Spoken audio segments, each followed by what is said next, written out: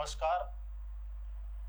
પંચમહાલ જિલ્લાના તમામ સરકારી ઉચ્ચ પ્રાથમિક તેમજ માધ્યમિક શાળામાં અભ્યાસ કરતા વિદ્યાર્થીઓ અને કિશોરીઓને જે જ્ઞાન મળે તેવા હેતુસર વર્ષ 2018-19માં ઉજાસ ભણી કાર્યક્રમ શરૂ કરવામાં આવેલ છે અને ચાલુ વર્ષે શાળાઓમાં આ કાર્યક્રમના અમલીકરણ માટે રાજ્ય સરકાર તરફથી એટલે કે રાજ્ય કક્ષા તરફથી 4 દિવસીય આ તાલીમનું આયોજન કરવામાં આવેલ.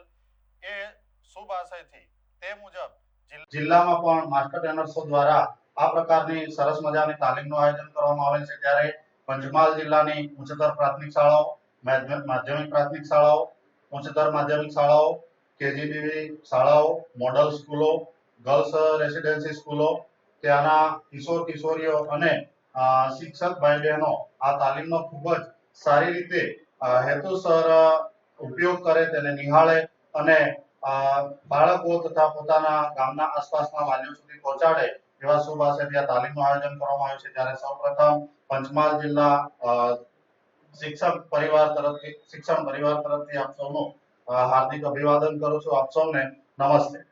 મિત્રો, આ ટોપિક પરથી વાત કરવામાં આવે છે ઉજાસ ભણી. આપ સૌને એવું લાગતું હશે કે ઉજાસ ભણી એટલે શું? જ્યારે ઉજાસ શબ્દનો અર્થ થાય છે કે આપણે અજવાળું અને ભણી એટલે તરફ, અજવાળા તરફ. સમાજની અંદર અત્યારે એટલું બધું અંધારું ચાલી રહ્યું છે કે જે આપણે બધા જોઈએ છીએ, પણ છતાંય આપણને એમ થાય છે કે ના, આપણે તો ખૂબ જ આગળ નીકળી ગયા છીએ, ખૂબ જ પ્રગતિમાં છીએ, આપણો સમાજ ઘણો આગળ છે. પણ ના, તજજ્ઞોના મત અનુસાર, શિક્ષણવિદોના મત અનુસાર એવું નથી.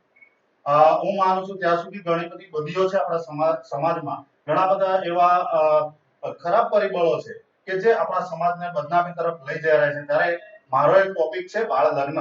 મિત્રો, બાળ લગ્ન એટલે શું? બાળ લગ્ન કોને કહેવાય?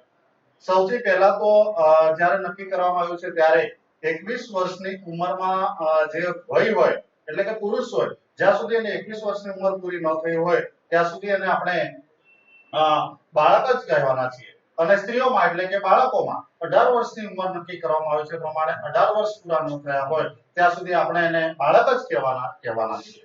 જો આ રીતે પોતાની ઉંમર નક્કી કર્યા પ્રમાણે એટલે કે પુરુષની ઉંમર 21 વર્ષ અને બહેનની ઉંમર 18 વર્ષ પૂરી ન થઈ હોય ત્યાં સુધી જો કોઈ પણ પ્રકારે એને સામાજિક અથવા કાયદેસર તો થતા જ નથી, પણ સામાજિક રીતે એને કોઈ પણ બંધનોમાં આવીને લગ્ન કરવામાં આવે તો આને બાળ લગ્ન પણ કહેવામાં આવે છે.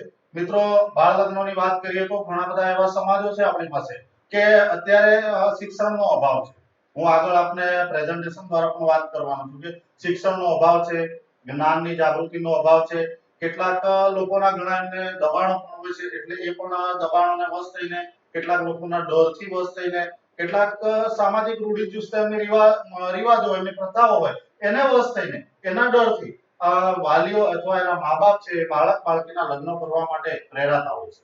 ત્યારે ઘણી વખત આપણને એમ થાય છે કે આપણે જાણવા છતાં પણ આપણે કોઈને જાણ નથી કરતા, કોઈને સમજાવતા નથી. એક શિક્ષિત વ્યક્તિ તરીકે મારું એવું માનવું છે કે આપ સૌ આપણી પાસે આવેલા જે બાળકો છે એ બાળકોને આપણે સમજાવીશું. એટલા માટે જ આ તાલીમ રાખવામાં આવી છે કે બાળકોને જ આ જ્ઞાન આપણે આપીશું. બાળકોને જ પોતાના જીવનમાં ભણતરની સાથે આ એક મુદ્દો ઉમેરાશે તો ભવિષ્યમાં એમની પોતાની ઉંમર ન થાય ત્યાં સુધી પોતાના મા બાપ ભણશે, સમાજના કોઈ વ્યક્તિના દાબ દબાણમાં હશે અથવા કોઈ ડરના લીધે અથવા તો કોઈ પણ પ્રકારનો એમનો જે સમાજની પ્રથાઓ હશે એને વશ થઈને ક્યારે પણ એ બાળ લગ્ન કરવા પ્રેરાશે નહીં. એટલે મિત્રો, અહીંયા હું તમને જે વાત કરવા આવ્યો છું ત્યારે બાળ લગ્નની શરૂઆત એનો જે આમ તો 1800 ને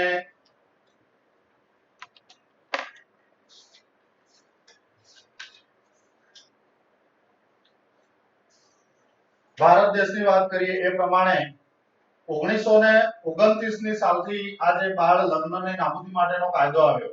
આમ તો વર્ષો પહેલા હતો જ્યારે આપણે પરતંત્રતા એ વખતથી, પણ 1929 માં જ્યારે આ કાયદો આવ્યો બાળ લગ્ન પર, એ બાળ લગ્નનો જે કાયદો છે એ કાયદો ખૂબ જ સખત બનાવવામાં આવ્યો છે. અને સખત બનાવવામાં આવ્યો છે છતાં પણ આપણે એનો અમલ કરતા નથી. અને આપણે કેવું કે આંખ આડા કાન, સમાજની કહેવત છે કે આંખ આડા કાન કરી અને બધું જ થવા દઈએ છીએ. પણ આ પછીના જે મુદ્દાઓ છે ત્યારે હું આપને વાત કરવાનો છું કે આની કેટલી સમાજ પર અને જે બાળ લગ્ન કરે છે એ બાળકો પર કેટલી વિપરીત અસરો પડે છે એની જે ન્યાયિક પ્રણાલીમાં કેટલીક કલમોના અનુસંધાને કેટલાક ગુનાઓની સજાઓ પણ ભોગવવી પડે છે, એ પણ અહીંયા હું તમને વાત કરવાનો છું. તો બાળ લગ્નના કેટલાક જે કાયદાઓ છે અથવા એના કાનૂની જે નિયમો બનાવવામાં આવે છે એની વાત કરીશું તો સૌપ્રથમ 1860 માં ઇન્ડિયન પિનલ કોડ નામનો જે કાયદો અમલમાં આવ્યો ત્યારે 10 વર્ષ વધારે કરતાની જે બાળકી અથવા સ્ત્રી વ્યક્તિ હોય છે એને જ્યારે જાતીય સતામણી કરવામાં આવતી હોય છે અથવા એની સાથે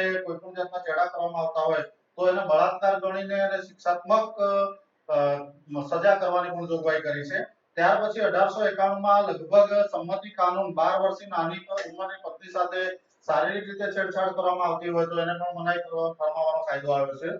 1929 નો બાળ લગ્ન પ્રતિબંધ કાનૂન જે સારદ એક્ટ સુધારો 1964, 1974 અને 1978 અન્વયે જે લગ્નની વય છોકરાઓ માટે 18 વર્ષની અને છોકરીઓ માટે 14 વર્ષની ઠરાવવામાં આવી.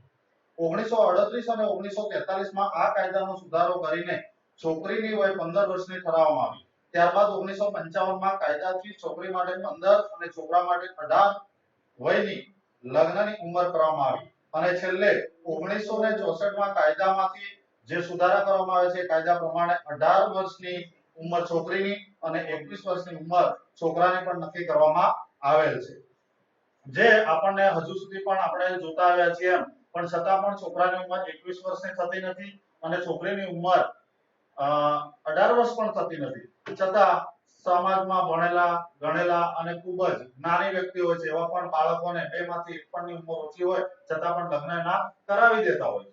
મિત્રો આ ખરેખર આપણા માટે વાત સારી નથી કહેવાતી. એની કેટલીક ગંભીર અસરો શું થાય છે શારીરિક, માનસિક, આર્થિક અને સામાજિક રીતે એ પણ આપણે આગળ વાત કરવાના છીએ.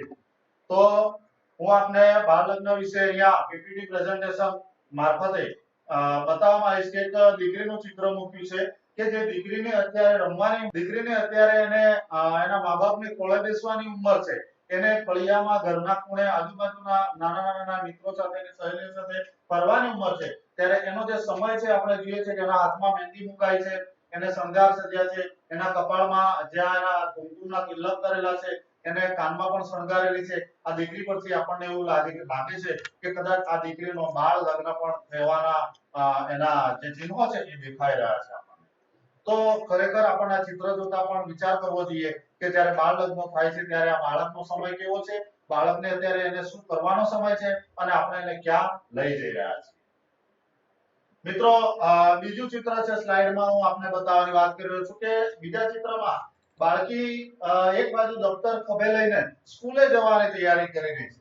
આપણને ખરેખર એની દયનીય પરિસ્થિતિ લાગે અને બીજી બાજુ જ્યારે એની હાથની અંદર એની કાખમાં એક બાળક રમે છે અને એક એના ગર્ભમાં પણ બીજું બાળક દેખાય છે. બંને એક જ છોકરી છે પણ આ છોકરીની અવસ્થા તમે જુઓ કે જ્યારે એનો સમય ભણવાનો છે, જ્યારે એનો સમય રમવાનો છે અને કૂદવાનો છે, એને પોતે વિહારવાનો સમય છે એ સમયને જોયો નથી અને એની પાસે બબ્બે પરિસ્થિતિઓ, બબ્બે બાળકની માં થવાની પરિસ્થિતિ પણ એની સામે આવીને અહીંયા ઊભી રહી છે.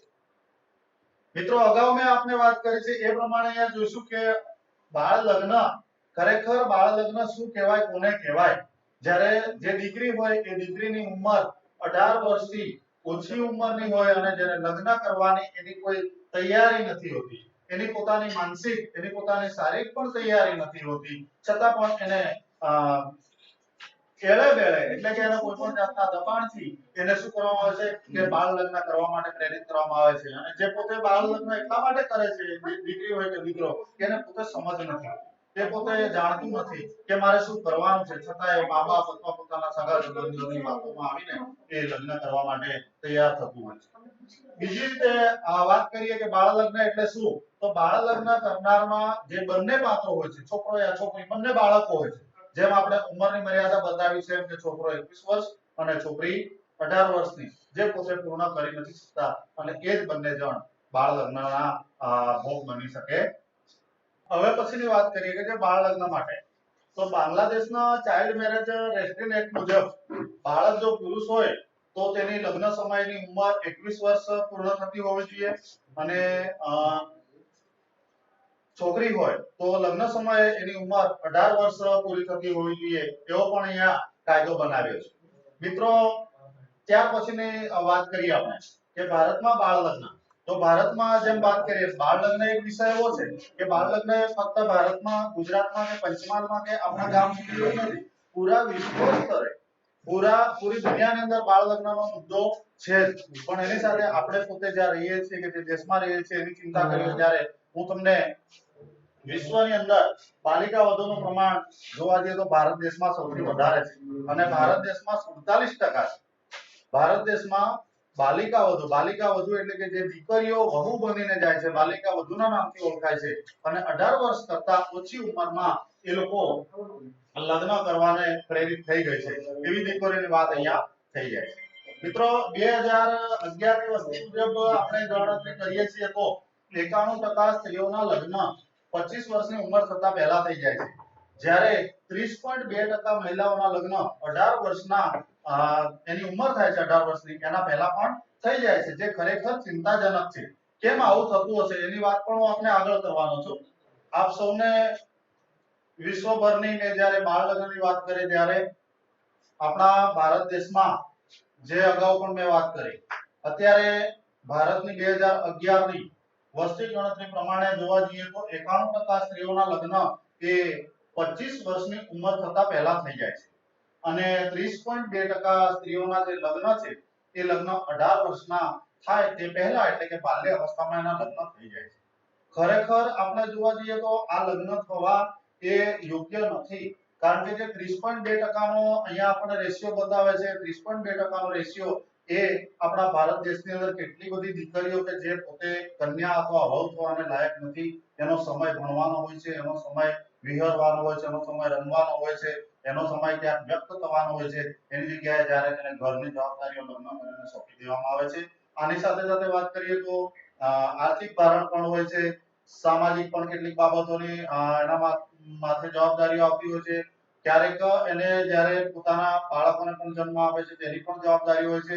મિત્રો સીધી વાત કરીએ કે જ્યારે પોતે બાળક થઈને રહેવાને બદલે એનો જે હક છે, એને જે જીવવાનો એનો જે અધિકાર છે એ અધિકાર એ પોતે ભોગવી શકતી નથી અને ડાયરેક્ટ એની જે સ્ટેજ બદલાઈ અને પોતે માતા સ્વરૂપે અથવા ગૃહિણી સ્વરૂપે પણ એને સ્વીકારવું પડે છે. ખૂબ ચિંતાજનક બાબત છે આપણા દેશ માટે.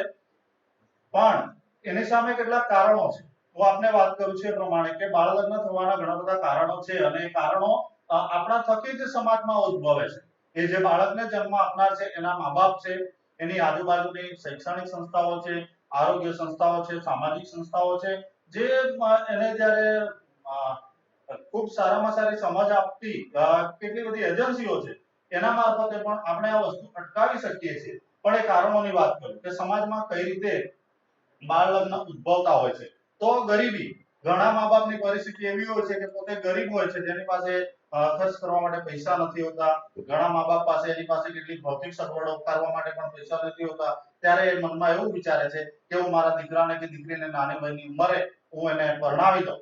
મિત્રો આપણે જોવા જઈએ છીએ તો ઘોડિયા લગ્ન પણ આપણે સામાજિક વિજ્ઞાનમાં સાંભળ્યું છે કે બાળકો જ્યારે પોતે હાલરડા ગાવાનો સમય છે ત્યારે એના મમ્મી પપ્પા મારફતે બંને વેવાઈ વેવાણો લઈને બંને પક્ષના જે લોકો છે એને ફેરા ફરતા હોય છે અગ્નિની સાક્ષી, અને બાળકને તો ખબર નથી કે મારા લગ્ન ક્યાં થયા, તે તો ઘોડિયામાં સૂઈ રહેલું હોય છે. એવા બાળકોના પણ લગ્ન આપણે ભૂતકાળની અંદર આપણા દાદા દાદી પાસે અથવા આપણા મમ્મી પપ્પા પાસેની વાર્તાઓમાં અથવા જીવતા જાગતા ઉદાહરણોમાં પણ જોયા છે. કેટલીક વખત એવું પણ બને છે કે બાળકોના બાળ લગ્ન કરતી વખતે એના વેવાઈ વેવાણો પણ ભેગા થઈને નક્કી કરી દે છે કે આપણે તો આ લગ્ન નક્કી. પણ એવું ન થતા જ્યારે એને પોતે એનો પોતાનો નિર્ણય શક્તિ લેવાની હોય છે, જ્યારે એને પોતે આમ આગવી રીતે સૂઝબૂઝથી તૈયાર થયેલું બાળક હોય છે અને એને પોતાની જાતે નિર્ણય લેવા દેવામાં આવે અને એનું લગ્ન નક્કી થાય અને એની સામે એકબીજાની સાથે વાતચીત કરી, વાર્તાલાપ કરીને પાત્ર નક્કી કરવાનું થાય અને પોતે સ્ત્રી 18 વર્ષની થાય, પુરુષ 21 વર્ષનો થાય અને એની ઉંમર જ્યારે લગ્ન કરવાની થાય તો એ ખરેખર સાચી વસ્તુ કહેવાય છે. પણ આપણો સમાજ તો ક્યાંક ને ક્યાંક એની રૂઢિબદ્ધ જે પ્રણાલિકાઓ છે એને વળગેલો રહ્યો છે. બીજી વાત કરું તો લિંગભેદમાં આજે પણ સમાજમાં ઘણા બધા સમાજમાં એવું ચાલે કે છોકરો આવે તો લોકો ખૂબ ખુશ થઈ જાય, પેંડ આવે છે, ખુશીઓ થાય, આ તે ઘણા બધા એના ઉત્સવો કરતા હોય છે અને ખૂબ ખુશ થાય. જ્યારે કોઈકના ઘરે દીકરી અવતરે ત્યારે નિરાશ થઈ જાય, વિલાયેલું મોઢું હોય એનું, તો જાણે એના ઘરે ક્યાંક બહુ એવો શોકગ્રસ્ત પ્રસંગ આવી ગયો. મિત્રો એવું નથી. આપણા સમાજમાં આજે દીકરી અને દીકરો બંને સરખા છે. આપણો જે ભારત દેશ છે એની અંદર બંનેને સમાનતાના હકો આપવામાં આવે છે. આમ તો પુરુષ કરતા સ્ત્રીઓને તો વધારે ને બહોળા ને મોટા પ્રમાણમાં પણ હકો આપવામાં આવે છે. ત્યારે આવો લિંગભેદ પણ જે રાખવામાં આવે છે એ પણ આપણા આજના શિક્ષિત અને જાગૃત સમાજમાં ન હોય એ મારા માન્ય પ્રમાણે એવું હોવું જોઈએ. મિત્રો બીજી વાત કરીએ તો પરંપરા અને સંસ્કૃતિની વાત આવી છે. પરંપરા અને સંસ્કૃતિ, પરંપરાઓ કોને કહીશું? તો પરંપરાઓ એટલે એની પેઢી દર પેઢી અથવા એના સમાજના રીત રિવાજો પ્રમાણે કેટલીક પરંપરાઓ હોય કે ના આપણે તો એ છોકરી હોય એની કોઈ હોય તો કદાચ એને 15 વર્ષની ઉંમરે જે તે સમયમાં લગ્ન કરાવી દીધું તો એનો ભાઈ એમ વિચારે કે ના મારી બેનને મેં 15-16 વર્ષની ઉંમરે લગ્ન કરાવ્યું છે, મારી દીકરીને પણ હું કરાવી દઉં. એટલે એ પણ એની દીકરીને આ રીતે કરતો હોય, પણ દીકરી એ વખતે કદાચ 10મા 12મામાં ભણવામાં આવવાનો સમય હોય છે, છતાં પણ એને ગમે એમ કરીને દીકરીના લગ્ન કરાવી દેતા હોય છે. આ સાથે સંસ્કૃતિ વિસ્તાર પ્રમાણે અલગ અલગ સંસ્કૃતિ હોય છે. ક્યારેક ઘણી વખત ક્યાંક નાની મોટી તકલીફો પણ હોય છે, તો એને પ્રેરાઈને પણ એના મા બાપ આ દીકરા દીકરીઓના લગ્ન કરાવી દેતા હોય છે. બીજી વાત કરું તો જાગૃતિનો. સમાજમાં આજે ભણેલો સમાજ છે, છતાં પણ એટલો જાગૃત સમાજ નથી એમ કહીએ તો પણ ચાલે. ભણેલા ગણેલા સમાજ કરતા થોડો અભણ અને અજ્ઞાન સમાજ પણ આપણી સામે છે. મિત્રો આજે શિક્ષક મિત્રો આપણી સામે બેઠા છે, બાળકો પણ બેઠા છે. ત્યારે હું કહું કે આપણી પાસે સરકારી શાળાઓમાં જ્યારે બાળકો આવતા હોય એ બાળકો બિલકુલ એમના મા બાપને આ બધી કશી જ ખબર હોતી નથી. ખાસ કરીને ગામડાઓની અંદર પણ આ બધી ખબર હોતી નથી એમને. ત્યારે એમના છોકરા છોકરીને ખૂબ ઊંચી ઉંમરે એટલે કે એમને કોઈ પણ પ્રકારની જાગૃતિ નથી હોતી અને એના લગ્ન કરાવી દેતા હોય છે. અસલામતી, આની સાથે બીજો એક મુદ્દો છે કે અસલામતી. અત્યારે સમાજમાં ઘણા બધા કાયદાઓ કડક હોવા છતાં આપણે વિચારતા નથી એવા બનાવો બની રહ્યા છે. આપણે જોઈએ છીએ ટીવીના માધ્યમ દ્વારા, પ્રેસના માધ્યમ દ્વારા, પેપરના માધ્યમ દ્વારા, સોશિયલ મીડિયા પણ અત્યારે એટલું બધું ખૂબ જ વિકસી રહ્યું છે. એના માધ્યમ દ્વારા અવારનવાર બનતા બનાવો આપણે જોઈ રહ્યા છીએ. ત્યારે આવી અસલામતીના કારણોથી પણ પોતે ડરીને એના મા બાપ આ દીકરા દીકરીના, ખાસ કરીને દીકરીઓના લગ્ન વહેલા કરાવી દેતા હોય છે. અને એમાં ક્યારેક ફાળચૂક એવું બની જતું હોય છે કે દીકરી પોતે 17 થી 18 વર્ષની આરે પહોંચવાની હોય, એની ઉંમર પૂરેપૂરી સ્ત્રી બનવાની, માતા બનવાની એની ઉંમર ન હોય, છતાં પણ એને વૃદ્ધ પુરુષો સાથે એટલે કે એનું જોડું પણ વ્યવસ્થિત બેસતું નથી અને એવી જગ્યાએ પણ એના લગ્ન કરાવી દેવામાં આવે છે. એટલે બાળ લગ્નના આની સાથે ઘણા બધા પણ આપણે કારણો છે. હજુ પણ બીજા કારણની વાત કરું છું કે છોકરીની જાતીયતાને સુરક્ષિત રાખવી. આપણે અમુક સંસ્કૃતિમાં એવું પણ માનીએ છીએ કે યુવતી સાથે લગ્ન કરતા પહેલા એને પવિત્રતાનો એની ખાતરી કરવામાં આવે છે, એના અનુમાનો જોડવામાં આવે છે કે આ છોકરી કેવી હશે, એને એના જીવનમાં શું કર્યું હશે, ક્યાંક એની સાથે બીજા કોઈ પ્રોબ્લેમ્સ એટલે કે બીજા કોઈ પણ પ્રકારની તકલીફો તો નહીં આવી હોય ને, આવું સામેવાળા જોતા હોય છે. મિત્રો આવી બધી પ્રથાઓ, આવી બધી રૂઢિગત પ્રણાલિકાઓ અને આવી બધી સંસ્કૃતિની કેટલીક વાતો આવતી હોય એમાં આ બધા મુદ્દાઓ વિચારવાને યોગ્ય નથી હોતા. ઘણી વખત કોઈ ખાનદાન કુટુંબ છે અથવા આવું કુટુંબ છે એવી પણ માન્યતા હોય છે આપણા સમાજમાં. અને આ દીકરીઓને એવી રીતે એને કે આ કુટુંબની સારી છોકરી છે અને એને વહેલા લગ્ન કરાવી દઈએ અને આ કુટુંબનો સારો છોકરો છે એને વહેલા લગ્ન કરાવી દઈએ, આવી માન્યતાઓ સાથે પણ લગ્ન થઈ જતા હોય છે. બીજી વાત કે બાળ લગ્ન સંબંધિત કાયદા પ્રત્યેનો જે જાગૃતિનો અભાવ છે. મિત્રો આપણા સમાજમાં ઘણા બધાને આપણે શિક્ષિત છીએ ને છતાં પણ આપણને ખબર નથી એવું મારું માનવું છે કે બાળ લગ્ન જ્યારે થતા હોય ત્યારે એના ઘણા બધા કાનૂની કાર્યવાહીના કાયદા બનાવેલા છે. મેં 1929 સુધીના છેલ્લા સુધારાની વાત કરી એ પ્રમાણે કે એના કાયદાઓ છે આપણા વાલીઓને કે આપણા સમાજને ખબર હોતી નથી. અને બાળ લગ્ન નિવારણ અધિનિયમ 2006 એ બાળ લગ્નને ગંભીર અને શિક્ષાપાત્ર ગુનો બનાવ્યો છે. 2006 માં જે નવો સુધારો થયો બાળ લગ્ન એક્ટનો, એમાં ગંભીરપણે આ ગુનાને બતાવ્યો છે અને મોટામાં મોટી અને ગંભીરમાં ગંભીર શિક્ષા એને કરવાની પણ જોગવાઈ લેવામાં આવી છે. આ સાથે લોકોમાં જાગૃતતા પણ નથી અને જાગૃતિની સાથે સાથે લોકોમાં અજ્ઞાનતા પણ છે, એટલે કે કાનૂની જાગૃતિનો અભાવ રહેલો છે. દહેજની વાત કરીએ છીએ તો દહેજથી આપણે કોઈ અજાણ નથી.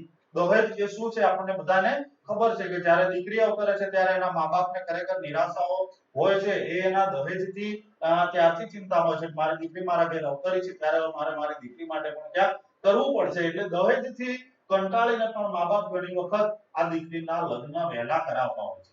કેમ? એની માન્યતા એવી હોય છે કે મારી દીકરીનો વહેલી ઓછી ઉંમરમાં અને વહેલી તકે લગ્ન કરાવી દઉં તો દહેજ મારે ઓછું આપવું પડશે. આવો પણ એમને એક પોતાનો આગવો વિચાર હોય છે, એનાથી પ્રેરાઈને પણ બાળ લગ્ન કરાવી દેતા હોય છે.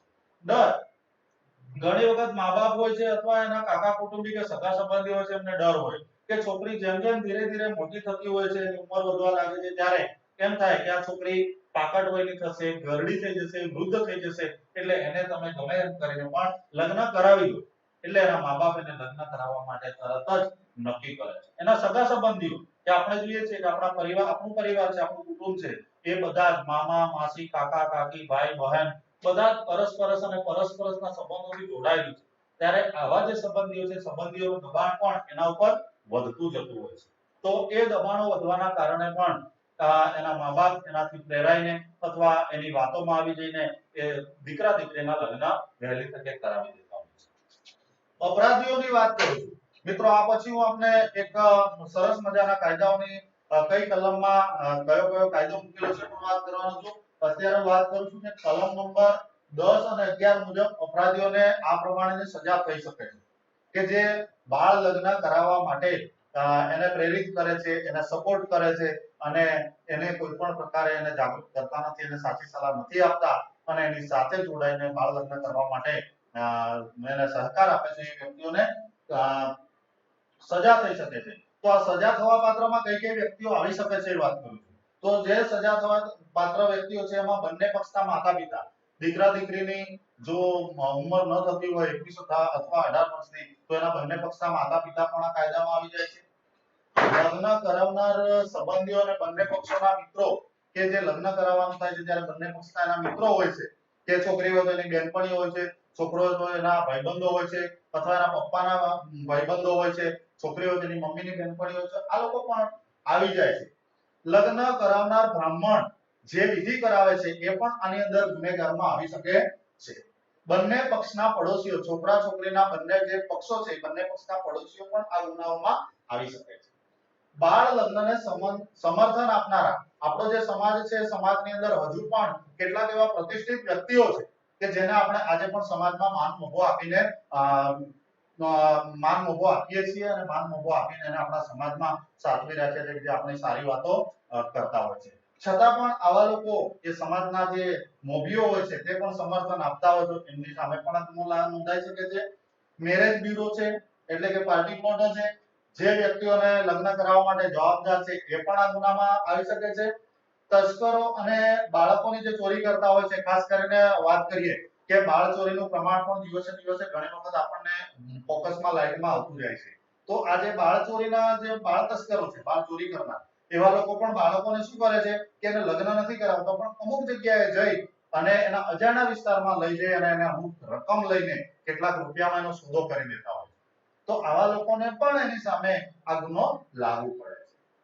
વરરાજાની ઉંમર જો 21 વર્ષથી ઓછી હોય એટલે છોકરા છોકરી બંને તમે આગળ વાત કરી એમ સ્વાભાવિક છે કે આવી જાય છે. આ સાથે લગ્નની અંદર અન્ય પ્રકારની સેવાઓ, જેમ કે પરસખાનાની સેવાઓ છે, કેટરર્સની એટલે જમણવારની સેવાઓ આપનાર છે, જે કોઈ વ્યક્તિઓ આ લગ્ન થાય છે એની પાછળ જોડાયેલા છે, એ દરેક આની પાછળ જવાબદાર હોય છે અને દરેકની સામે ગુનો નોંધાઈ શકે છે. એટલે મિત્રો આપણને આ બધી ખબર નથી એમ કરી અને આપણે આ વસ્તુને પ્રાધાન્ય આપીએ છીએ, એને પ્રેરણાને પ્રોત્સાહન આપીએ છીએ. એ ખરેખર આપણા સમાજ માટે અને જ્યારે આપણો દેશ પણ પ્રગતિના પંથે જઈ રહ્યો હોય, ટેકનોલોજીના માર્ગે જઈ રહ્યો હોય, ત્યારે આ બધી જે રૂઢિચુસ્ત પ્રથાઓ છે અને અંધશ્રદ્ધાઓ છે અને વહેમો છે અને કેટલાક દબાણો કે કેટલીક અન્ય પ્રવૃત્તિઓ છે, એમાંથી બહાર આવવાની પણ હવે જરૂર છે અને આપણે જે ખરેખર દીકરા દીકરીને અત્યારે જે નિહરવાનો કે એને પ્રતિબદ્ધ થવાનો સમય છે એને ન છીનવી લેતા બાળ લગ્નોમાં ન થાય એવી આપણે પણ એક જાગૃત અને એક શિક્ષણ પરિવાર તરફથી અપેક્ષા રાખીએ છીએ. મિત્રો, સજાઓ કોને કોને અને કેવી કેવી રીતે સજાઓ થઈ શકે છે, અહીંયા હું આપને સ્લાઇડ બતાવું છું કે બાળક સાથે લગ્ન કરતા પુખ્ત વયના પુરુષો માટે તો જો પુરુષ 18 વર્ષથી વધુ ઉંમરનો હોય અને બાળક સાથે લગ્ન કરે તો, એટલે કે 21 વર્ષ પુરુષના પણ ન થાય અને બાળકી સાથે લગ્ન કરે તો પણ એને સજા થઈ શકે છે. કેવી સજા થાય? બીજી વાત એ સાથે સાથે કરી લઉં કે પુરુષ 21 વર્ષનો હોય અને છોકરી 18 વર્ષથી ઓછી ઉંમરની હોય તો પણ 2 વર્ષ સુધીની જેલ અને 1 લાખ રૂપિયાનો દંડ એને ફટકારવામાં આવેલો છે. ત્યાર પછી કલમ નંબર 2 એ મુજબ બાળક એટલે એવી વ્યક્તિ છે કે જે 18 વર્ષ કરતા ઓછી ઉંમરની છે તેના માટેની આ વાત કરે છે. કલમ નંબર 10 ની વાત કરીએ છીએ તો જો કોઈ લગ્નમાં વ્યક્તિએ કોઈ પણ રીતે સહકાર આપ્યો હોય અને જે પુરવાર ન કરી શકે એ બાળક લગ્ન નથી એ બાળ લગ્ન નથી તો એ 2 વર્ષ સુધીની જેલની સજા અથવા 1 લાખ રૂપિયા સુધીનો એને પણ દંડ થઈ શકે છે.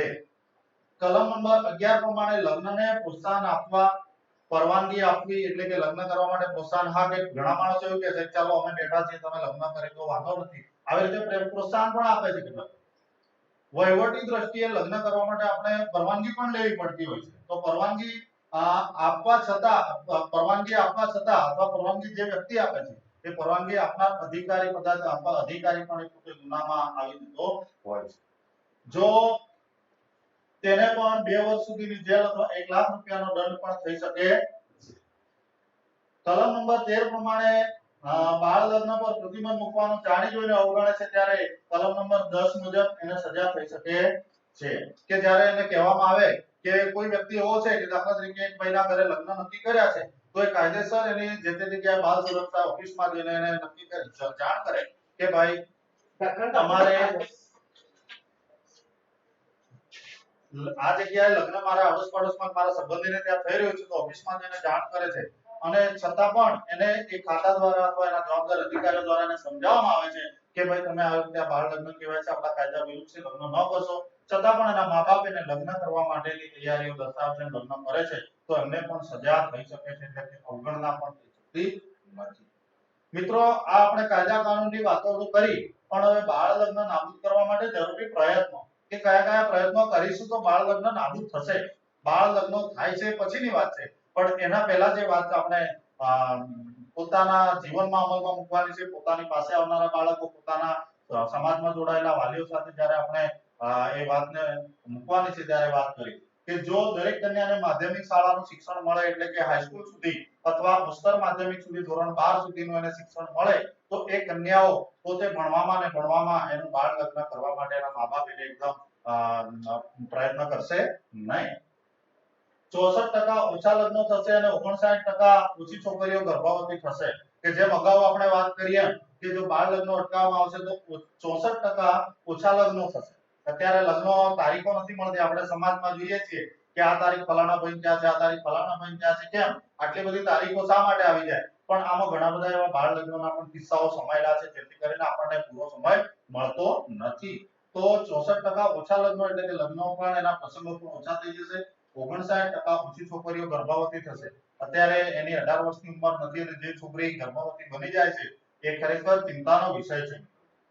5 વર્ષથી ઓછી વયના થતા મૃત્યુદરમાં 49% ઘટાડો થશે આ ટકાવારી છે કે 5 વર્ષથી ઓછી વયના જે બાળકો મૃત્યુ પામે છે તેનામાં ઘણા બધા પ્રકારના રોગો ઘર કરી જાય છે તો આમાં એક વાત કરી છે કે જે બાળ લગ્નનો દર ઓછો થશે તો 49% કરતા પણ વધારે જે સંખ્યા છે એનો ઘટાડો જેમાં લગભગ 2.8 મિલિયન લોકોના જીવ બચી શકે છે. ત્યારે પૃથ્વી પર અવતરિત માનવ જીવન એટલું બધું મૂલ્યવાન છે એટલું બધું દરેક માટે ખૂબ જ પ્રેરણાદાયી છે અને એટલું બધું કિંમતી છે જેને આપણે બાળ સ્વરૂપમાંથી એનો ભોગ થઈ જતો હોય છે તો આપણે જ્યારે બાળ લગ્નો અટકાવીશું તો એ પણ ઓછા થઈ જશે. મિત્રો છોકરીઓને તેમના પ્રજનન અંગોને લગતા અવયવોની જે મુશ્કેલીઓ છે એ પણ ઓછી થશે કારણ કે ઓછી ઉંમર છે સરકારે નક્કી કરેલી છે વિજ્ઞાને નક્કી કરેલી છે અને એના અનુસંધાને આપણે જ્યારે જોવા જઈએ છીએ ત્યારે છોકરીએ પોતાના બાળકને અવતાર આપે છે ત્યારે એના પ્રજનન અંગોનો મુખ્ય આધાર રહેલો છે અને પ્રજનન અંગો દ્વારા જ બાળકને જન્મ અપાતો હોય છે ત્યારે એને ઘણી બધી મુશ્કેલીઓ ગર્ભાશયના કેન્સરો છે ગર્ભાશયના પડદા ફાટી જવા અને યોનિ માર્ગમાં બ્લડ આવવું આવી ઘણી બધી જે ડોક્ટરી સલાહો મુજબની જે વાતો છે એ પણ આપણે જોઈએ તો મુશ્કેલી અને ચિંતાજનક હોઈ શકે છે. ત્યારબાદ કન્યા જો લાંબા સમય સુધી સ્કૂલમાં રહેશે તો એને એટલે કે 18 વર્ષ સુધી સ્કૂલમાં રહેશે ભણશે તો એના લગ્ન કરવાની વાત પણ એને કાને આવી શકશે નહીં અને એને ગર્ભવતી થવાના કે બીજા કોઈ પણ પ્રકારના જે પ્રોબ્લેમ્સ ઉભા થવાના છે પણ ન થઈ શકે. કિશોરાવસ્થામાં એને બાળકો પણ નહીં હોય એટલે કે પોતે માતા પણ બની શકે નહીં. આ સાથે બીજી વાત કરીએ કે બાળકીઓ માટે જ્યારે એને આ રીતે બાળ લગ્ન થવાનું છે મોટા ભાગે આપણે અહીંયા વાત કરી છે મેં બાળકી માટે વાત કરી છે તો કન્યાઓ અને સ્ત્રીઓ માટે ક્રિયા પ્રતિક્રિયા માટે મુક્ત વાતાવરણ બનાવો. મિત્રો જ્યારે દીકરી હોય છે અને એના ફળિયામાં એના ઘરમાં આજુબાજુ સગા સંબંધીમાં જે બહેનો હોય છે એમને વાતો કરવા માટે મુક્ત વાતાવરણ બનાવો. મુક્ત વાતાવરણ કેવું કે દીકરીઓ સાથે એના સગા સંબંધી બહેનો છે, એની મમ્મી છે, કાકી છે, માસી છે, કોઈ છે, પણ એની સાથે મુક્ત રીતે વાતો કરી શકે છે. એટલે એવું એક વાતાવરણ બનાવવું. ઘણી વખત દીકરીઓ એમને વાતો કરતા શરમાતી હોય અથવા જે વડીલ લોકો હોય છે દીકરીને વાત કરતા પણ શરમાતા હોય તો મુક્ત રીતે પણ એમને જગ્યા મળવી. જ્યારે બાળકને સંબોધવા માટે છોકરીઓ અને મહિલાઓને બેસવાની, વાતચીત કરવાની, નવા કાર્યક્રમ શરૂ કરવા માટે એમને અલગ મુક્ત જગ્યા પણ આપવી જોઈએ. આ ઉપરાંત બાળ લગ્નોને સમાપ્ત કરવા હોય તો ખાસ કરીને સમાજમાં જાતિ વિષમતા એટલે જે છોકરા અને છોકરીની વાત મેં કરી છે એ પ્રમાણે એની વિસંગતતા છે એને દૂર કરવી જોઈએ. લિંગભેદ દૂર કરવો જોઈએ. તેની વાત ગરીબીની વાત છે પણ સમાજમાંથી દૂર કરવી જોઈએ. કારણ કે દીકરીના લગ્ન કે દીકરાના લગ્ન કરાવવા હોય તો એનામાં ગરીબીનો પ્રશ્ન આવતો નથી. અત્યારે તો આપણે ફક્ત એનું જીવન બચાવવું જોઈએ, એની ઉંમરનો બાદ નડતો હોય છે. અસલામતી અને છોકરીઓ માટે આર્થિક અને સામાજિક તકોનો અભાવ અને જે પણ ધ્યાન આપવાની જરૂર છે. હવે અહીંયા જોઈએ છે કે સામાજિક બાબતો છે તો સમાજમાં મેં અગાઉ વાત કરી એમ રૂઢિચુસ્તના બંધનો હોય છે, એની પ્રથાઓ હોય છે, એની પ્રણાલીઓ હોય છે, એને વળગીને પણ આ લોકો શું કરતા હોય છે લગ્ન કરાવી દેતા હોય છે. એટલે એમાં પણ આપણે ખરેખર ચેતવાની અને જાગૃત થવાની જરૂર છે.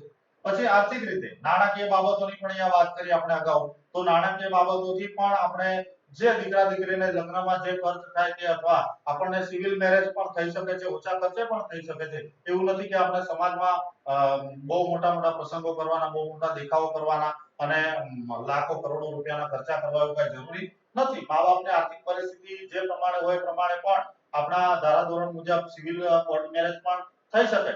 પરંતુ એક વાત યાદ રાખવી કે દીકરીની ઉંમર 18 વર્ષ અને દીકરાની ઉંમર 21 વર્ષ થયેલી હોવી જોઈએ. મિત્રો આ 18 અને 21 નો આંકડો હું આપને વારંવાર એટલા માટે દોહરાવું છું કે દરેક જે અહીંયા આપણી સાથે જોડાયેલા મિત્રો છે એમને પણ પોતાને ખ્યાલ આવે. ત્યાર પછી વાત કરીએ કે છોકરીઓ અને મહિલાઓ સશક્તિકરણ માટેના થોડા કાર્યક્રમો પણ કરવામાં આવે.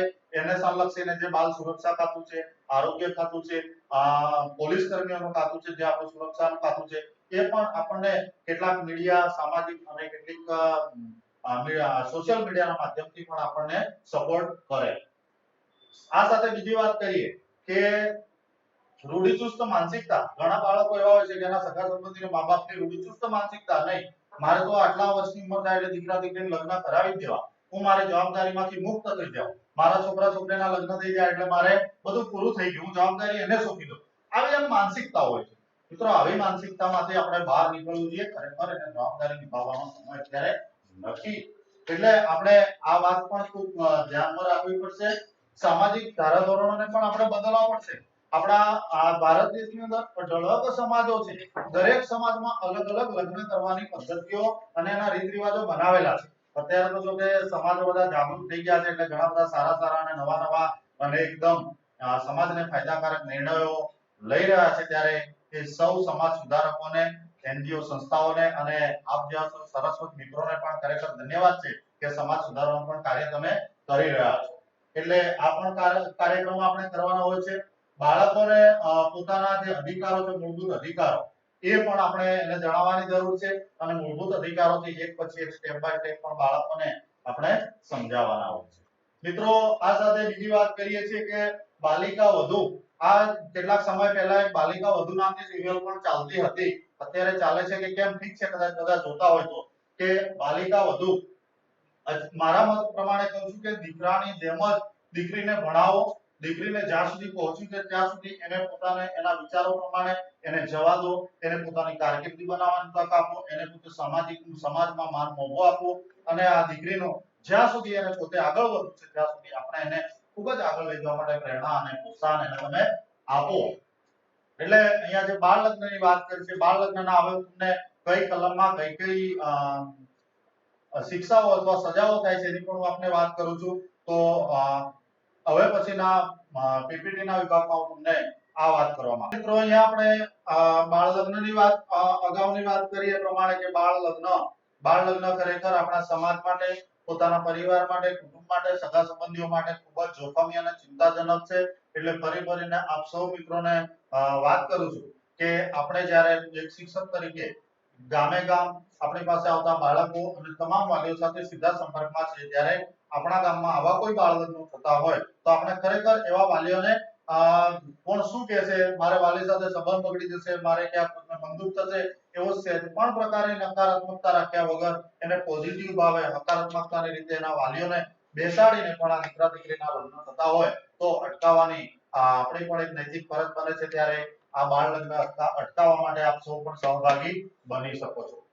મિત્રો, બીજી વાત કરીએ કે બાળ અધિકારો। જ્યારે બાળ લગ્નની વાત પૂરી થઈ પણ ત્યાર પછી બીજી વાત આવે છે કે બાળ અધિકારો। બાળકના કેટલાક અધિકારો હોય છે અને બાળકના જે અધિકારો હોય છે તે આપણને પણ ખબર નથી હોતી, શિક્ષિત સમાજને પણ ખબર નથી હોતી કે મારું પોતાનું બાળક છે તો મારે પણ એના કેટલા અધિકારો મારા બાળકને આપવા જોઈએ અને આ અધિકારોથી મારા બાળકને મારે જિંદગી જીવવા માટેની પ્રેરણાઓ આપવી જોઈએ। અહીંયા એક રાઈટ કરીને ખરાની નિશાની વાળો પીપીટી માં પ્રેઝન્ટેશન આપણે બતાવી રહ્યો છું મિત્રો। તેમાં જુઓ કે બાળક જ્યારે પોતાના માતાના ગર્ભમાંથી જન્મ લઈને પહેલું ચિત્ર છે, બીજા ચિત્રમાં એ ઘૂંટણે ચાલે છે, ત્રીજા ચિત્રમાં એ રમકડા લઈને રમતું થયું છે, ચોથા ચિત્રમાં એ ક્યાંક ખડે પગે ઊભું છે અને સ્કૂલે જવાની તૈયારી કરી રહ્યું છે, ત્યાર પછી એ ભણવાની તૈયારી કરે છે, ફરીથી એ રમવાની તૈયારી કરે છે, ફરીથી એ થોડાક એની ઉંમર વધારે થઈ છે એટલે કે એ કઈક સ્કૂલ કોલેજ સુધી જવાની તૈયારી કરે છે અને ત્યાર પછી છેલ્લો એનો કોઈ નોકરી અથવા જોબનો જે રોલ હશે એ રોલ પણ એ કરી રહ્યું છે અને લાસ્ટ ચિત્રમાં એ ખૂબ ખુશ છે અને એની ઉંમર પણ ઘણી બધી વધી ગયેલી આપણને જણાય છે। આ બાળ અધિકારનો આખો એનો સ્ટેપ બાય સ્ટેપ આપણને બાયોગ્રાફ બતાવવામાં આવે છે ચિત્ર દ્વારા। ત્યાર પછીની સ્લાઇડની અંદર આપણે જોઈશું તો બાળ અને બાળ અધિકારોની વાત કરી છે કે હવે નીચે એના મા-બાપો ઉપર એની છત્રછાયા કરીને પોતાનું આખું શરીર મૂકીને, પોતાના હાથનો એના ઉપર પડછાયો મૂકીને, રક્ષણ મૂકીને પોતાના બાળકની રખેવાળી કરી રહ્યા છે। ખરેખર આપણને એમ થાય છે કે આપણે બાળકને કેટલું સાચવવાનું છે અને કેટલું એને સારામાં સારી બાબતોથી એને સુરક્ષિત રાખવાનું છે એ આપણને આ ચિત્ર પરથી ચિત્ર દેખાય છે આપણને નાનું પણ ખૂબ મોટી આપણને સમજણ આપી રહ્યા છે।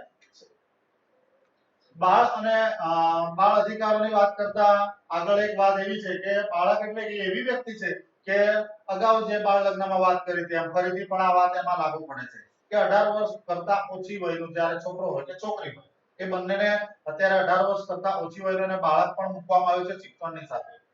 બાળ અધિકાર એ વરિષ્ઠ માનવ અધિકાર છે। 18 વર્ષથી ઓછી વયના જે દરેક નાગરિકને જાતીય, રાષ્ટ્રીયતા, લિંગ, ભાષા, ધર્મ, મંતવ્યો, મૂળ, સંપત્તિ, જન્મની સ્થિતિ, અપંગતા અથવા અન્ય લાક્ષણિકતાઓ ધ્યાને લીધા વગર તમામ હક અને સ્વતંત્રતા પૂરી પાડવી। ખૂબ મોટી વાત કરી છે કે જો બાળક હોય તો બાળકને એને એક નાગરિક તરીકે જોવાનું નથી, એને કોઈ પણ જાતીય તરીકે એને જોવાનું નથી, છોકરો કે છોકરી છે, કયા પરિવારમાંથી આવે છે, કયા સમાજમાંથી આવે છે, કોઈ પણ જાતનું વિભાજન કરવાનું નથી, એને એક સૂત્રતાની દ્રષ્ટિએ જોવાનું। રાષ્ટ્રીયતા પણ એની એક છે, આ કઈ ભાષા બોલે છે, આ કયા પ્રકારના વ્યવહારો કરે છે, એક કયા દેશમાંથી આવે છે, કયા રાજ્યમાંથી આવે, કોઈ પણ પ્રકારની રાષ્ટ્રીયતા નક્કી કરવાની નથી અને ફક્ત બાળક એ બાળકની દ્રષ્ટિએ જ આપણે જોવાનું છે। એના લિંગ ભેદની દ્રષ્ટિએ, છોકરા છોકરીની દ્રષ્ટિએ પણ જોવાનું નથી। અન્ય લાક્ષણિકતાઓ પણ આપણે જોવાની નથી। ક્યારેક ઘણી વખત નબળા પરિવારમાંથી પણ કોઈ આવતું હોય, ક્યારેક કોઈ સબળા પરિવારમાંથી આવતું હોય, પણ કોઈ પણ પ્રકારની આપણે કમ્પેરિઝન નથી કરવાની અને આ તમામ બાબતો ધ્યાને લીધા વગર આપણે આ બાળકને એના હકો અને એની સ્વતંત્રતાઓ પૂરી પાડવાની છે। સંપત્તિ અને જન્મની વાત કરીએ પણ કે એના કોઈ ગરીબ માને મધ્યમ વર્ગમાંથી આવતું હોય પણ આપણે જોવાની જરૂર નથી। ત્યાર પછીની વાત કરું છું કે ભાઈ બાળ અધિકારના પ્રકાર કયા કયા। તો બાળક પાસે ઘણા બધા એના અધિકારો છે। એ અધિકારોમાં સૌથી પહેલા એને આ ધરતી પર ઉતરવાનો એટલે કે જીવન અહીંયા એને જન્મ લેવાનો પણ એનો અધિકાર છે। એના મા-બાપે એને સંપૂર્ણ રીતે જ્યારે બાળક એની માતાના ગર્ભમાં રહ્યું હોય પહેલા મહિનાથી તે દિવસથી એને માતાની સારવાર કરવાની શરૂ થાય છે। આપણું સરકારી તંત્ર પણ એટલું બધું સામનું છે, એટલું બધું આમ ખૂબ ચિંતાજનક છે કે બાળકને ગર્ભમાં રહે છે ત્યાંથી આંગણવાડીની કાર્યકર બહેનો છે, આરોગ્ય કાર્યકર બહેનો છે, આવા વિભાગો દ્વારા એને શરૂઆતથી પોષણયુક્ત આહાર આપવો, એને વારંવાર રસી આપવી, એને દવાખાને લઈ જવું, એને અલગ અલગ પ્રકારની સુવિધાઓ આપવી, ટ્રીટમેન્ટ આપવી, આ પણ આપે છે એટલે બાળકને અહીંયા એને ખૂબ જ સારી રીતે સુરક્ષિત રીતે એને જન્મવાનો પણ અધિકાર છે। જન્મ થયા પછી આ બાળકને આ ધરતી પર મુક્ત રીતે જીવવાનો જ્યાં સુધી 18 વર્ષનું થાય છે ત્યાં સુધી એનો ખાસ અધિકાર છે। એનો વિકાસનો અધિકાર છે। બાળક પોતે વિકાસ પણ કરે છે કે બાળક એમ ના સમજીએ કે આપણે ઘણા બધા એવા ઉદાહરણો જોયા છે કે બાળકો એટલા બધા અત્યારે રાજ્ય રાષ્ટ્રીય કક્ષાએ અને છેક આંતરરાષ્ટ્રીય કક્ષાએ પણ બાળકો પહોંચ્યા છે। બધા અલગ અલગ ક્ષેત્રોમાં પહોંચ્યા છે। કોઈ સંગીત ક્ષેત્રે હશે, કોઈ કલા ક્ષેત્રે હશે, કોઈ રમત-ગમત ક્ષેત્રે હશે। આપણી પાસે અઢળક પ્રકારના એટલા બધા અહીંયા મુદ્દાઓ આપેલા છે। મુદ્દાઓમાં બાળક પોતે વિહરી શકે છે અને બહાર નીકળી શકે છે। એના વિકાસનો પણ અધિકાર છે। સંરક્ષણનો અધિકાર છે। આપણે મા-બાપ તરીકે, સમાજ તરીકે, અડોસ-પડોસ તરીકે અને આપણે એક અહીંયા શિક્ષણની તાલીમ છે ત્યારે શિક્ષક તરીકે પણ બાળકને સંરક્ષણનો પણ આપણે એને અધિકાર આપવાનો છે। ભાગીદારીનો અધિકાર મિત્રો આપણે એમ વિચારીએ છીએ કે કોઈ પણ કામ કરીએ ત્યારે આ તો બાળક છે જવા દો ને, એને શું ખબર પડે, આપણે એની સાથે કઈ કામ નથી, એને રહેવા દો, આપણે કરી લઈએ, આપણાથી થઈ જશે, એને ના ખબર પડે। બાળક પાસે પણ ઘણી બધી એનામાં એટલી બધી શક્તિઓ છે, નિર્ણય શક્તિઓ છે કે પોતે પણ આપણા કોઈ પણ પ્રકારના નિર્ણય લેવાના હોય છે એમાં પણ એ ભાગીદાર બની શકે છે અને નિર્ણય હોય છે ત્યારે આપણને ખૂબ નીચેથી ઉપર લઈ જવામાં પણ મિત્રો મદદરૂપ થઈ શકે છે। એટલે બાળકને કોઈ પણ કાર્ય કરીએ ત્યારે એને ભાગીદારીનો જે અધિકાર છે, ભાગીદારીનો અધિકાર એને આપવાનો છે। ત્યાર પછીની વાત કરીએ તો ખોરાક, આશ્રય અને કપડાં એનો ઓછામાં ઓછો ઉપયોગ કરે એટલે કે બાળકને આપણે આશ્રય પણ આપવાનો છે। ઘણા મા-બાપ એવું હોય છે કે પોતે કોઈ પણ જાતનો કંટ્રોલ વગર પણ બાળકોને ઘણા બધા આખા પરિવારમાં 7, 8, 9, 10 બાળકો અને જન્મ આપી દેતા હોય છે અને પછી જ્યારે આર્થિક પરિસ્થિતિ સંકળામણમાં આવે, રહેવાની મુશ્કેલી થાય, કપડાની મુશ્કેલી થાય, ખાવાની મુશ્કેલી થાય ત્યારે બાળકને શું કરે છે, અનાથ આશ્રમમાં પણ મૂકી આવતા હોય છે। એને ઘર વિહોણું પણ બનાવી દેતા હોય છે। એને અલગ અલગ એવી પ્રેરણાઓ આપતા હોય છે, જ્યાં ભીખ માંગી લાવજે, મજૂરી કરી આવજે, આ કરજે, તે કરજે, પણ એને બીજી ભણવાની કે સારી બાબતોની કે સારા રસ્તે વાળવાની પણ એને કોઈ પણ જાતની પ્રેરણા આપતા નથી। એટલે આ બાળકને આપણે એવો અધિકાર પણ છે કે જેને ખોરાક, કપડાં અને આશ્રય આપવાનો પણ હોય છે। મિત્રો બીજી ખાસ વાત કરીએ કે બાળકને એને પોતાના જીવનમાં માન, મોભો અને ગૌરવની પણ જરૂર છે। એટલે માન, મોભા અને ગૌરવ સાથે પણ જીવવાનો એનો અધિકાર છે। ઘણી વખત બાળકને હળધૂત કરવામાં આવે છે, એને બહાર કાઢી નાખવામાં આવે છે, એને આમ એવી નજરથી જોવામાં આવે છે કે જાણે એને ક્યાંક દુશ્મનાવટ ઊભી થઈ હોય છે એવી નજરથી। મિત્રો આવું આપણે કરવાની જરૂર નથી। બાળકને સંપૂર્ણપણે એને માન, મોભો આપવાનો, સમાજમાં એને દરજ્જો આપવાનો છે। બાળકને સંપૂર્ણપણે એનું ગૌરવ આપવાનું છે। એ જ બાળક કાલે આપણા કુટુંબને, આપણા પરિવારને, આપણા ગામને, આપણા તાલુકા, જિલ્લા, રાજ્ય અને આપણા દેશને પણ આપણે એને હમણાં ગૌરવ આપીશું તો આવતા સમયમાં એ પણ આપણને ગૌરવ બક્ષશે એટલે કે આપશે। ત્યાર પછી બાળકને પૌષ્ટિક આહારની વાત થઈ ગઈ એટલે કે એને પોતાને પોષણયુક્ત આહાર પણ આપણે 2 ટાઈમ એને જમવાનું, એને નાસ્તો, એને ચા, જે કાંઈ જોઈએ દૂધ છે આ પણ એને આપવાનો એનો અધિકાર છે। એટલે કે આપણે એનો અધિકાર પૂરો કરવો જોઈએ। સ્વચ્છ વાતાવરણ એને આપવું જોઈએ, પીવાનું સ્વચ્છ અને સુંદર પાણી પણ આપવું જોઈએ। એને સ્વસ્થ રહેવા માટે પણ અધિકાર છે। બાળક જ્યારે પણ દવાખાનામાં જતું હશે ત્યારે આપણે એવું વિચારીએ છીએ કે બીમાર થાય છે, સૌથી પહેલા વાત કરું કે આખા પરિવારમાં મેં વાત કરી કે ઘણા બધા બાળકો હોય છે, મા-બાપને 7-8 જેટલા બાળકો હોય, 4-5 બાળકો હોય ત્યારે રહેવા દો, ખર્ચો થશે, દવાખાને કોણ લઈ જાય, એ પીડાતું હોય, એને ગંભીર બીમારી હોય, એને તાવ આવતો હોય, સામાન્ય પણ બીમારી હોય, છતાં પણ એને સાઇડ આઉટ કરતા હોય છે કે જવા દો ને, થશે। આ બાળક કેટલું પીડાતું હોય છે। મિત્રો માબાપ તરીકે આપણે આ બાળકોને એને દવાખાને લઈ જવાનું છે, એને શારીરિક તપાસણી કરાવવાની છે અને એને જ્યારે પણ જે પ્રકારની ટ્રીટમેન્ટની એટલે કે જે પ્રકારની સારવારની જરૂર હોય છે એ સારવારની જરૂર આપણે અવશ્ય અપાવવી પડે છે। ત્યાર પછી આ જે બાળક છે એ બાળકને સલામતીનો પણ અધિકાર છે। કોઈ પણ જગ્યાએ આ બાળક જે હોય છે બાળકને સલામત રીતે એને રહેવાનું હોય છે। શાળામાં આવે છે તો આપણે એને શાળામાં પણ તમામ પ્રકારની સલામતીઓથી એને જોડવાનું છે, એના પર સલામતીનો અધિકાર એને આપવાનો છે। શાળામાં કેટલી સલામતી આપણે રાખવાની છે આપણને શિક્ષક તરીકે ખબર હોય છે કે આ બાળકોને શાળામાં ઘણી બધી સુવિધાઓ આપવામાં આવે છે। તમામે તમામ એકદમ સલામત રીતે બાળકને કોઈ પણ જાતનું નુકસાન ન થાય એ સવલતો આપણે આપવાની છે। મિત્રો વિગતે વાત કરવા જાવ તો સમય ઘણો બધો લેવાશે એટલે જે સુવિધાઓ એવી છે કે બાળકને સલામત રાખવા માટે ઉપયોગી બને છે, સલામત રાખવાની તમામ સુવિધાઓ પણ આપણે એનાથી વાકેફ રહેવું જોઈએ અને બાળકને ક્યાંય પણ અસલામતી ન થાય એનું ખાસ ધ્યાન રાખવું જોઈએ। ત્યાર પછી વાત કરીએ છીએ કે બાળકને હિંસાથી પણ સુરક્ષિત રાખવું જોઈએ। ક્યાંક હિંસા માનવથી પણ બાળકને હિંસા થઈ શકે છે, પશુ પક્ષી કે પ્રાણીથી પણ બાળકને હિંસા થઈ શકે છે। તો આવી રીતે પણ બાળક સુરક્ષિત અને સલામત રહી શકે એ પણ આપણે જોવાનું છે। મિત્રો ઉપેક્ષાથી પણ સુરક્ષિત. ઉપેક્ષા એટલે કે બાળકને બિનકાળજી. બાળકની બિનકાળજીની વાત આપણે નથી કરતા. બાળક બિનકાળજી નથી લેતું, પણ આપણે એની બિનકાળજી લઈએ. એક ઉદાહરણ દ્વારા વાત કરું કે આપણા વર્ગમાં 20 બાળકો હોય છે અને કેટલાક બાળકો ઘણી વખત એવું ચાલે છે કે નબળા બાળકો આપણે કહીએ જેને ખાસ ઓછું આવડે છે, જે સમજી નથી શકતું, એવાને પાછળ બેસાડીએ અને કેટલાક હોશિયાર બાળકો આગળ હોય. જ્યારે આપણે ભણાવીએ ત્યારે પ્રશ્નોત્તરી કરીએ એ વખતે બાળકો પહેલી લાઈનમાં બેઠા હોય અથવા આગળ બેઠા એવા બાળકો આંગળી ઊંચી કરશે, સાહેબને વહાલા હશે, સાહેબને પ્રશ્નોના જવાબ આપશે. સાહેબ પણ એ બાળકો પ્રત્યે થોડુંક માન વધારે આપશે અને પાછળ બેઠેલા જે બાળકો છે એમની પ્રવૃત્તિ કરશે, કોઈ લખોટીઓ કરશે, કોઈ પેનો ભાગશે, કોઈ પાના પાડશે. એ બાળકોને કોઈ ધ્યાન આપતું નથી. એટલે આવી ઉપેક્ષાઓ ન કરવી મિત્રો. અને આવી ઉપેક્ષાઓથી પણ બાળકોને બચાવવાના છે. આપણે બધા જ બાળકો આપણી પાસે આવેલા, આપણા કુટુંબમાં હોય, આપણા ઘરમાં હોય, આપણી શાળામાં આવેલા, આપણી પાસે આવેલા તમામ બાળકો સરખા હોય. તો આ બાળકોને શારીરિક અને જાતીય શોષણથી પણ દૂર રહેવાનો અથવા એને સુરક્ષિત રહેવાનો પણ અધિકાર છે. એને પોતાને જાતીય રીતે પણ આ બાળકને હેરાન કરવાનું અથવા કોઈ પણ જગ્યાએ હેરાન થતું હોય તો આપણે એને સલામતી આપવાનો પણ આપણો એક આપણી ફરજ છે અને બાળકનો અધિકાર છે. ત્યાર પછી એને શોષણ પણ થાય છે. ઘણી વખત આપણે જોવા જઈએ કે બાળ મજૂરો છે, બાળકોને કારખાનામાં મોકલે છે, ચાની લારીઓ પર મોકલે છે, હોટલોમાં મોકલે છે. ઘણી જગ્યાએ ક્યાંક ને ક્યાંક બાળકોનું આવું શોષણ થતું હોય છે. તો એ પણ આપણે અટકાવવામાં સહભાગીદાર થઈએ અને પોતાનો એનો હક છે એ હકને આપણે અપાવીએ. ઘણી વખત મિત્રો જોઈએ છીએ કે કેટલીક ઝેરી દવાઓ હોય છે, ઝેરી દવાની બોટલ પર હોય છે અથવા કેટલીક મોટા લોકોને લેવાની દવાઓ છે, ત્યાં આ દવાને બાળકથી દૂર રાખવું, આવી સૂચનાઓ પણ લેવામાં મૂકવામાં આવે છે.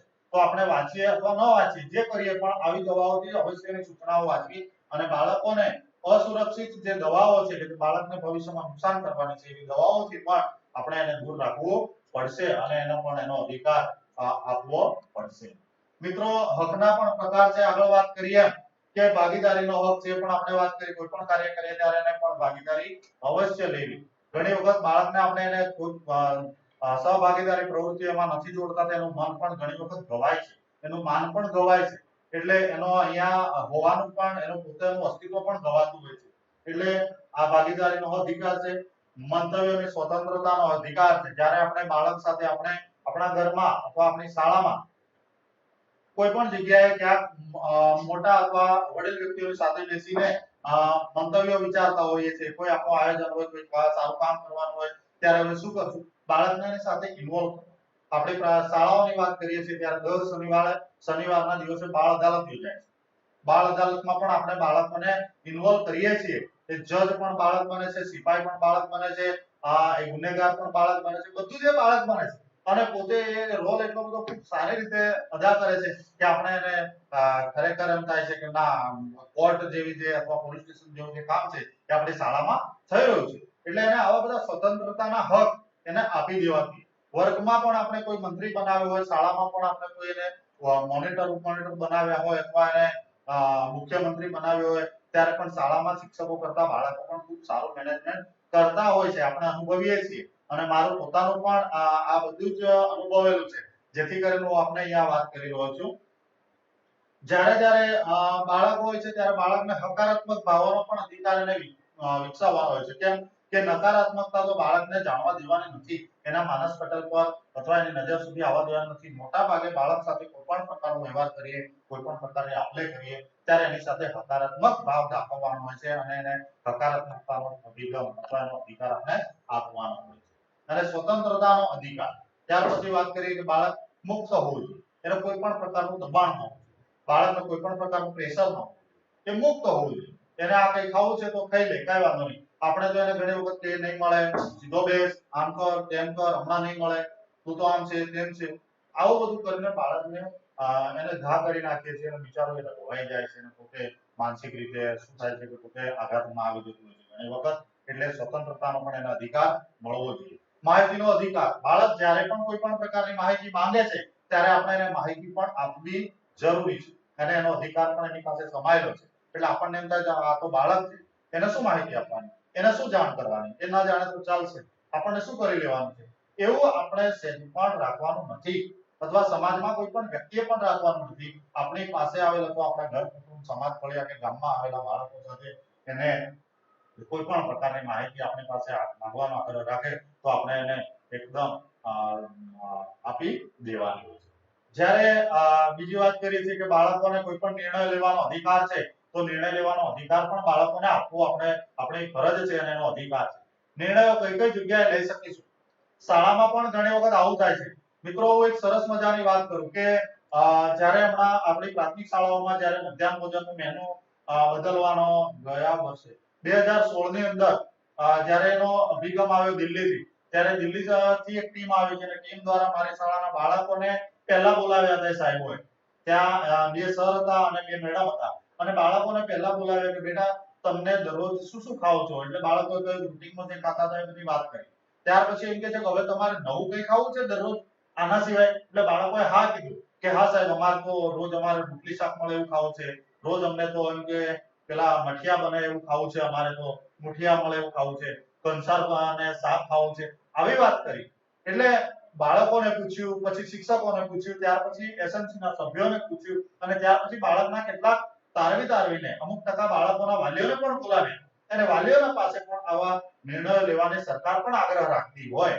હું એ કહેવા માંગુ છું કે સરકાર પણ જ્યારે બાળકોને પૂછવાનો આગ્રહ રાખતી હોય તો આપણે પણ આપણી શાળા કક્ષાએ અને આપણી પાસે આવેલા બાળકોને પણ કોઈ પણ પ્રકારના નિર્ણય લેવાના હોય, બાળકને ખાસ કરીને આપણી જોડે એને રાખવાનું. ઘણી વખત એવા નિર્ણયો હોય છે કે જે ક્યાંક મુશ્કેલી ઊભી કરે એવા નિર્ણયો હોય છે, એવાથી આપણે એને થોડુંક સાઈડમાં રાખશું, એટલે કે થોડું દૂર રાખીશું. છતાં પણ જ્યારે હકારાત્મક ભાવો લેવાના હોય છે, જ્યારે હકારાત્મક નિર્ણયમાં બાળકોને આપણે સાથે જ રાખવા. વિકાસનો અધિકાર, અગાઉ મેં વાત કરી કે બાળક જ્યારે જન્મ લે છે અને જન્મથી જ્યાં સુધી છેક વૃદ્ધ થાય છે એનામાં ઘણા બધા મણકાઓ આવી જાય છે અથવા એની સીડીના પગથિયા આવી જાય છે.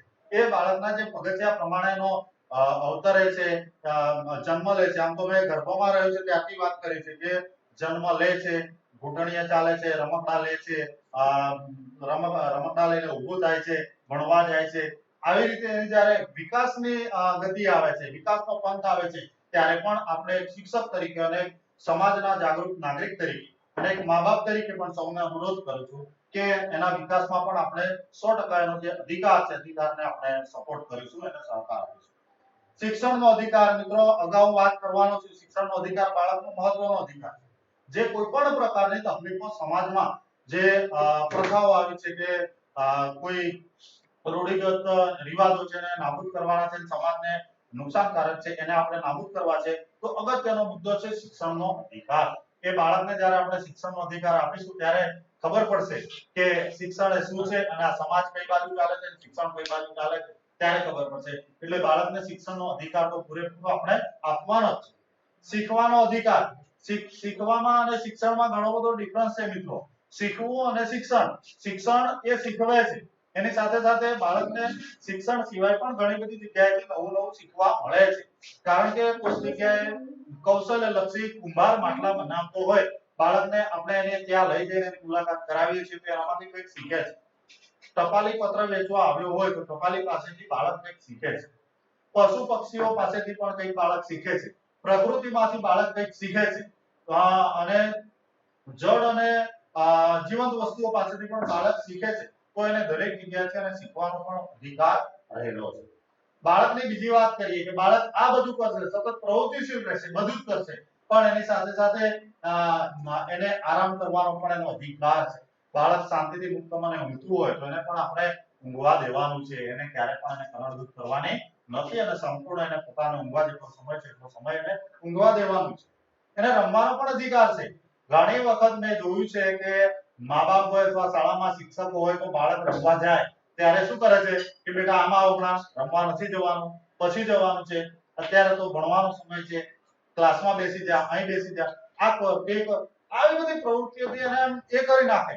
મિત્રો, જ્યારે એને રમવાનો સમય છે એને રમવા જવા દેવાનું, એને રમવા દેવાનું. એને જે રમત ગમે છે એ રમત એને રમવા દેવાની, એને ક્યારે પણ આપણે અટકાવવાનું નથી. એટલે એને આરામ કરવાનો અને એને રમવાનો પણ અધિકાર છે. અધિકાર પણ આપણે એને આપવાનો છે.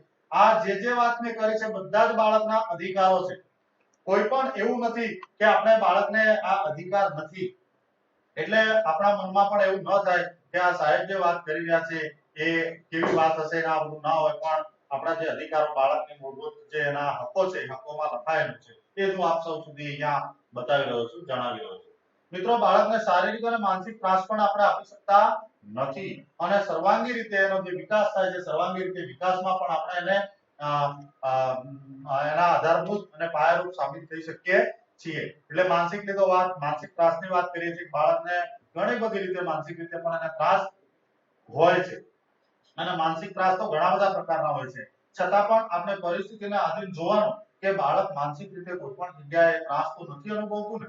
હું જે કાર્ય કરી રહ્યો છું, હું જે બોલું છું, કારણ કે માનસિક ત્રાસ એવા પ્રકારેથી આવે છે. તમારા હાવભાવથી પણ માનસિક ત્રાસ ઉભો થાય છે, તમારા બોલવાથી પણ ઉભો થાય છે, તમારી કેટલીક એક્શનો કરવાથી પણ માનસિક ત્રાસ ઉભો થતો હોય છે. બરાબર ને? એ આપ સૌ જાણીએ છીએ. ઘણા આંખો કાઢે છે, આંખો કાઢવાથી પણ બાળક પર માનસિક રીતે એનું ટેમ્પરેચર વધતું હોય છે. એટલે આ બધું બાળક સાથે ન બનવું જોઈએ. એટલે એને માનસિક રીતે પણ જે કોઈ આડખલી ઊભી થાય છે પણ ન થવા જોઈએ, એ પણ એનો અધિકાર છે. મિત્રો, આની સાથે હવે તમને ખાસ વાત કરી રહ્યો છું કે બાળકોનો મફત અને ફરજિયાત શિક્ષણનો અધિકાર. સૌને ખબર છે કે 2009 માં જ્યારે આરટી અમલમાં આવ્યું અને એના અનુસંધાને અત્યારે આપણી સંપૂર્ણ શાળાઓ ધોરણ 1 થી 12 સુધી, ને આમ તો અત્યારે નવી શિક્ષણ નીતિમાં તો આંગણવાડીથી માંડીને આપણું જે આરટી છે એના નિયમો પ્રમાણેની વાત કરવામાં આવી છે. અને અત્યારે આરટી પ્રમાણે વાત કરીશું તો જે વિદ્યાર્થીઓ છે તે વિદ્યાર્થીઓને 6 થી 14 વર્ષના તમામ બાળકોને મફત અને ફરજિયાત શિક્ષણ આપણે આપવાનું છે. અને મફત અને ફરજિયાત શિક્ષણ એ બાળક ધોરણ 1 થી 8 સુધી સંપૂર્ણપણે પૂરું કરી શકે. તેના પર કોઈ પણ જાતની એના પ્રતિબંધ લગાવવાનો નથી હોતો. એને જ્યાં સુધી એનું પ્રારંભિક એટલે કે ધોરણ 1 થી 8 સુધીનું શિક્ષણ પૂરું ન થાય ત્યાં સુધી આ બાળકને કોઈ પણ શાળામાંથી કાઢી નાખવામાં આવશે નહીં, અથવા એને હાંકી મૂકવામાં આવશે નહીં. જે બાળક ધોરણ 1 માં દાખલ થાય છે અને ધોરણ 8 સુધી પાસ કરીને જાય છે, ત્યારે આમ તો નવી શિક્ષણ નીતિમાં વાત કરીએ પ્રમાણે ધોરણ 12 સુધી પાસ કરીને જશે ત્યાં સુધી સતત સર્વગ્રાહી મૂલ્યાંકન પત્રકો આપણે ભરીએ છીએ. સતત સર્વગ્રાહી મૂલ્યાંકન પત્રકમાં પત્રક ઈ આવે છે અને એની અંદર જે સંગ્રહિત પત્રક છે કે વિદ્યાર્થી ધોરણ 1 માં દાખલ થાય છે, એમાં તમામ પ્રકારની ડિટેલ, એનું નામ, ગામ, સરનામું, એનો આધાર ડાયસ, સ્કૂલની માહિતી, એના ઘરની માહિતી, એના મમ્મી પપ્પાની માહિતી, કેટલું ભણ્યા છે, શું કરે છે, એની ભૌગોલિક પરિસ્થિતિ, બધી જ માહિતી ધોરણ 1 ની અંદર એની ભરાઈ જાય છે. ત્યાર પછી ધોરણ 1 માં જ્યારે શરૂ થાય છે ત્યારે બાળકને એની તમામ પ્રકારની વિષય આધારિત, એની કૌશલ્યલક્ષી આવી તમામ પ્રકારની માહિતીઓમાં એની નોંધ કરવામાં આવે છે કે બાળક કયા ક્ષેત્રમાં નિપુણ છે, કયા ક્ષેત્રમાં થોડી એની કચાશ જણાય છે, કયા સુધારાત્મક બાબતો છે, કયા સારી બાબતો છે. આવી બધી બાબતો પત્રક ની અંદર આપણે નોંધ કરીએ છીએ. એમ પહેલા ધોરણમાંથી એ પત્રક લઈને જશે બીજા ધોરણમાં, બીજા ધોરણના શિક્ષક એની નોંધ કરશે, પછી એના વાલી પાસે ચેક કરવા જશે અને સહી કરવામાં આવશે વર્ષના અંતે. એમ દર વર્ષે ધોરણ 8 સુધી આ બાળક જશે ત્યાં સુધી, અને ધોરણ 9, 10, 11, 12 સુધી જશે ત્યાં સુધી આ જે પત્રક છે, પત્રક બાળકનો ધોરણ 1 થી 12 વર્ષ સુધીનો રેકોર્ડ છે, એ રેકોર્ડ એ નિભાવશે અને એનું જે સર્ટિફિકેટ છે, સર્ટિફિકેટ આ ફાઇલ સ્વરૂપે એને આપવામાં આવશે. મિત્રો, મેં આ પત્રક ની પણ વાત કરી છે.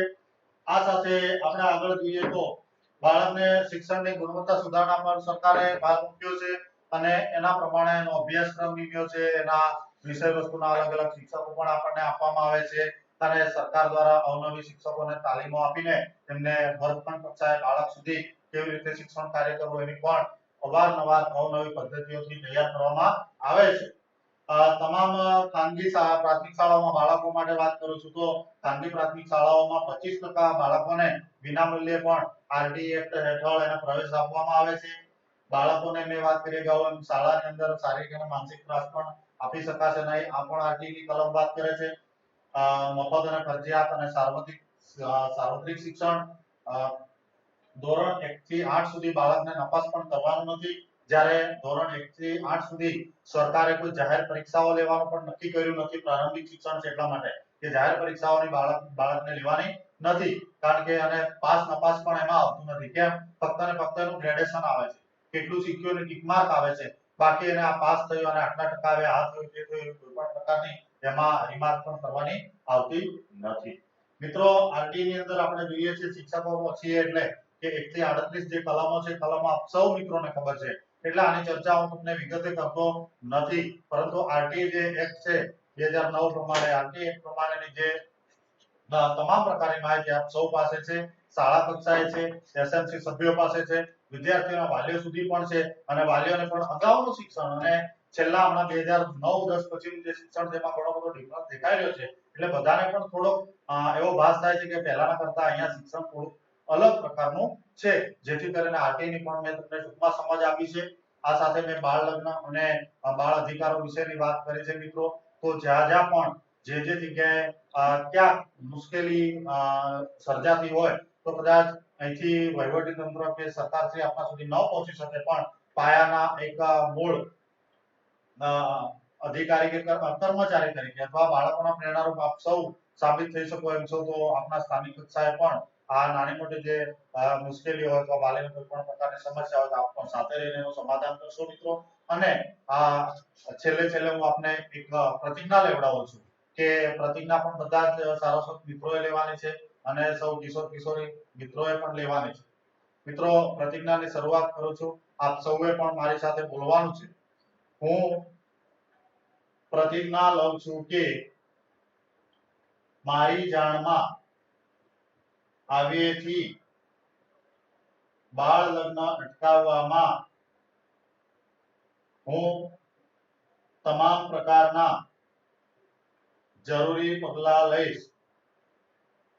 સુરક્ષિત બાળક, સુરક્ષિત સમાજ અને સુરક્ષિત દેશ બનાવવા માટે સજાગ રહીશું. કાયદાનો અમલ કરીશું અને કરાવીશું. નમસ્તે મિત્રો. જય હિન્દ.